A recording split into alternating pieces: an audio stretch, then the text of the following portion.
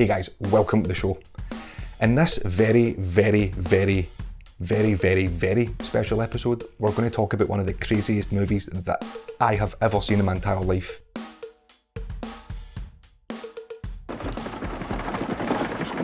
It was only recently introduced to me by someone who doesn't have a name, and if I give him a name, he might become more than just a figment of my imagination.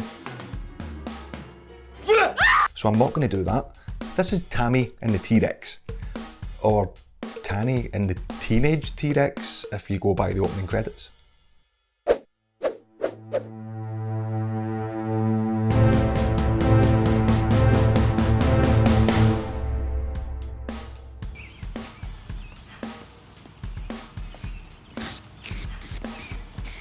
Hi, Dad. So it's a classic old story about a girl mourning the loss of her boyfriend, only to discover that his brain is now inside the body of an animatronic dinosaur. And I don't mean that the dinosaur's animatronic and we, the audience, are supposed to believe it's real. No. It's part of the story. It's an animatronic dinosaur.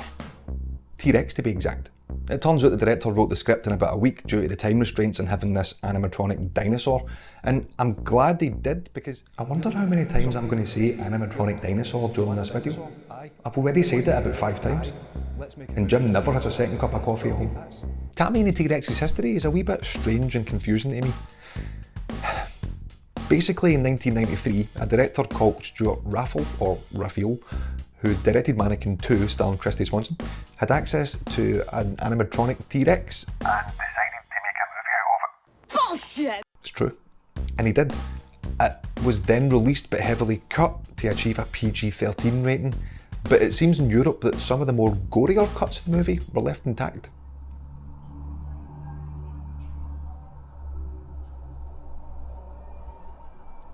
That was a car and a bus at the same time.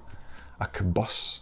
It wasn't until 2019 that the movie was re-released in all its original glory, or gory if you prefer, with all the blood, guts and kills that you'd expect for a good cheesy horror movie. There, that's the simple version of that story. So let's talk about why I'm recommending you give this movie a watch. Let's start with a spoiler warning. A spoiler warning for Tammy and the T-Rex. I can't wait to talk about this. Are you ready? Are you ready for Tammy and the T-Rex? I sure hope so. So normally we might talk about the tone of a movie, or the pace of a movie being too fast or too slow. We might talk about good acting, bad acting, overacting, underacting. Tammy and the T-Rex takes all of that and just fucks it into a blender and says, I want a human brain inside a T-Rex. I don't care why. I want Denise Richards. I want a mad scientist. I want a sexy assistant. I want lions and panthers and bullies called Billy. And I want it to be funny and sad and gory all at the same time. And I want to call it Tanny and the Teenage T-Rex. Do you not think Tammy and the T-Rex sounds better? I want to call it Tammy and the T-Rex. This movie. After the first time I watched it, I was confused. I mean, I loved it instantly, but all that kept going through my mind was, what the hell was going on when this was being made? You know, sometimes you hear about a movie that starts off maybe as a horror movie, but during production it shifts gear and turns into a comedy, or vice versa. That's what I thought happened with Tammy and the T-Rex.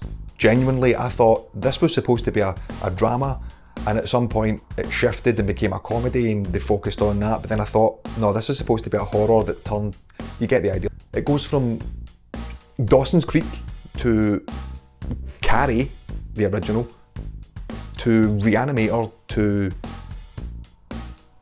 Tammy and the T-Rex. It's a new level of craziness. The director, according to a quote on Wikipedia, said, I was just trying to do a film for people that like wacky movies. And when you see the movie knowing this, it all makes sense. Or he could be talking complete bullshit and he actually tried to make a straight up comedy or horror or drama and it just went wrong. Either way, I think he's the mad scientist or genius that work here, because if he set out to make Tammy and the T-Rex as ridiculous and over the top and weird as it turned out to be, then bravo. Bravo! Bravo. Mission accomplished.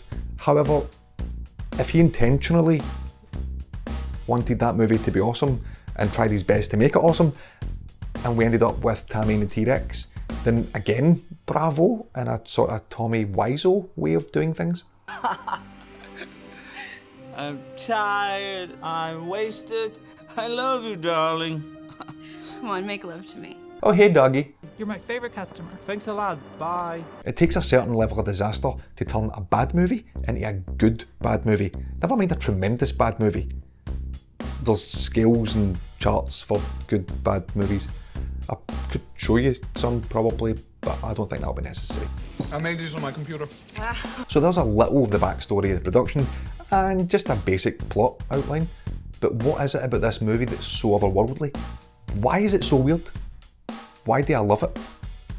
Why should you try Tammy and the T-Rex? Or Tammy and the motherfucking T-Rex if you want to be a true Vulgarian? You're the Bulgarian, you fuck! I like the cast. Okay, so I'll be the first to admit, I've never really been the biggest fan of Denise Richards. I think it probably stemmed from her performance in Starship Troopers. Carmen. I'm sorry. Puerto Rico. Anyway, in Tammy and the T-Rex, she plays the lead role of Tammy, and I've got to say, she completely turned me around in an over-the-top, cheesy way. No! I don't know if it was how over-the-top or how out of place her acting was, given the situations, but I just found her really enjoyable to watch in this. How about a young Paul Walker? Yes, a baby-faced Paul Walker plays the part of Michael, Tammy's boyfriend, who will soon be a T-Rex. Wow, there's a sentence you don't say every day. Although he's only in the movie for about half an hour, he does a good job. Usually this type of character would annoy me or kind of grate on me and just make me cringe, but he doesn't. He's alright, he does a good enough job. He's kind of lovable in a young Paul Walker way, bless him. If your movie's going to be good on any level, you need a good bad guy. This movie's got Terry Kaiser, and at first I recognised his face, but I couldn't quite place where I knew him from, and then it hit me. Weekend at Bernie's. You're right. And he's great in this, playing the part of the mad scientist, and he's got a sexy assistant called Helga? Played by Ellen Dubin, or Dubin, not quite sure about the pronunciation there. Sorry, Ellen. And also double sorry, because in my movie, you would have been played by Terry Garr. Thank you, Doctor. No offence, but I'm a Terry Garr guy. That goes without saying. Oof. It's also got that awesome wee guy for Children of the Corn. I'm ready to celebrate my birthday. Malachi! Malaka! You will not forgive you! None of you will be forgiven! He was awesome in that movie, I liked him. His name is...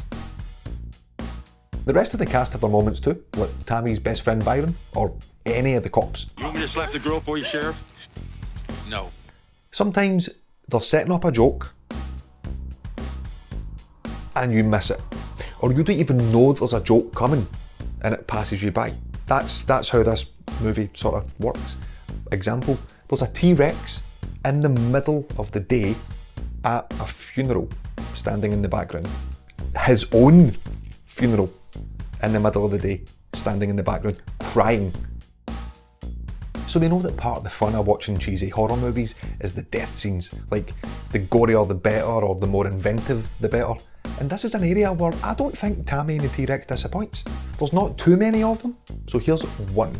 So we've got a T-Rex, we've got gory deaths, we've got Denise Richards, we've got a mad scientist, we've got a script that was written in the amount of time that it takes you to sneeze, and what do you end up with?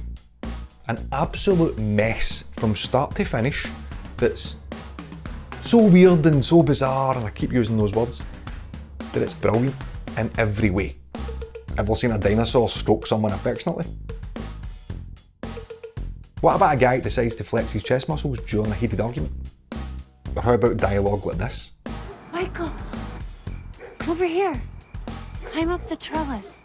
So good, man. Watch Tammy and the T-Rex, and all of this is yours. And a whole lot more. So let's wrap this bad boy up. Tammy and the T-Rex is entertaining from start to finish, whether you're looking to analyse it in a scientific way for whatever reason, laugh at it, or with it, or you just want to see Denise Richards ride a dinosaur. Either way, I think you should experience it at least once in your life, just in case you love it for what it is. Anyway, as always, thanks for watching, guys. Take care, and remember, in its own environment, The piranha is a ferocious killer in mine, just a helpless little fish.